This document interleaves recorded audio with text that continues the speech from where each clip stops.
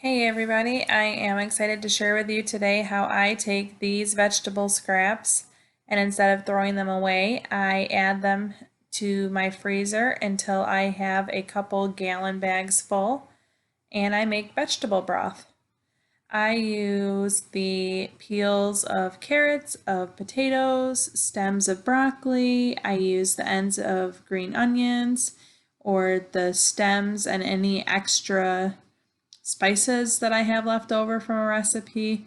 Pretty much anything that would be full of flavor, I add into a Ziploc bag and I save it so that it doesn't go in the trash, and I'm able to make vegetable broth that replaces any recipes need for beef broth or vegetable broth for free.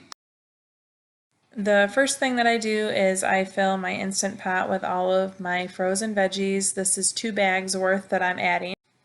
And you can see my Instant Pot inner pot is very full, but once I start adding the water, the vegetables kind of shrivel and they shrink down and start to fill the pot with much less space in between, so it's not nearly as full as it looks.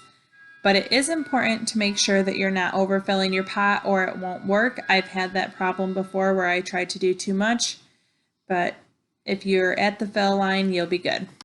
With this batch, I really pushed the boundaries and I probably should have done less, but it all turned out all right.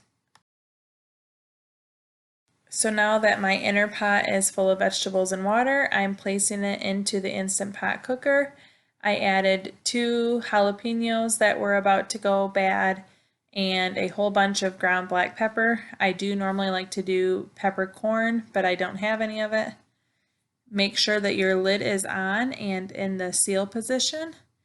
And then I do pressure cook for 55 minutes.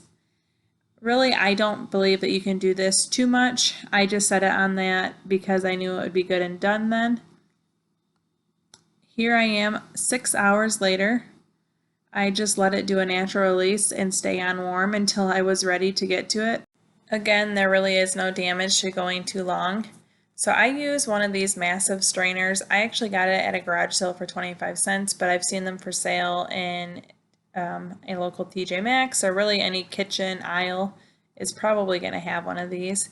But I place it on top of a large Pyrex bowl and then I carefully drain my vegetables, and that leaves the broth in the bowl and all of the chunky pieces up top. I am a math person and it cost me $12 to purchase 12 jars to put my broth in, and I have made I don't even know how many recipes or jars worth of this broth.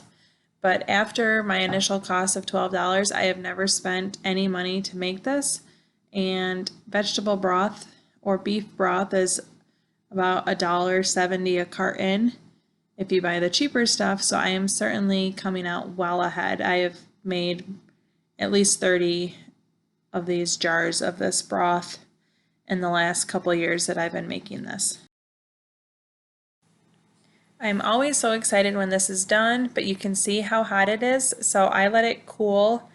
I let it sit out until it is cool enough to put into my jars. And once I start filling the jars, I make sure that I don't overfill them. That has been a problem in the past where I tried to have an entire jar full of broth.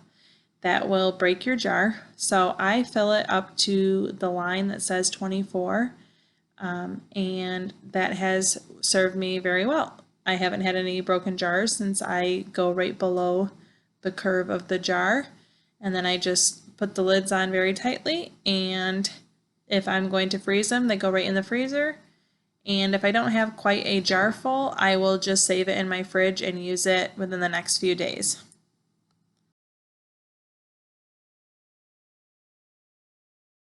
So now my vegetable broth is complete. You can do the same thing on the stove top and just have it boiling and then let it simmer for as long as you want. Here are my jars in the freezer and an example of what it looks like frozen. To use a frozen jar, I simply pull it out the night before I want to use it and stick it in the fridge to thaw. If you guys enjoyed this video, I hope you consider subscribing for future videos, and I totally appreciate you watching.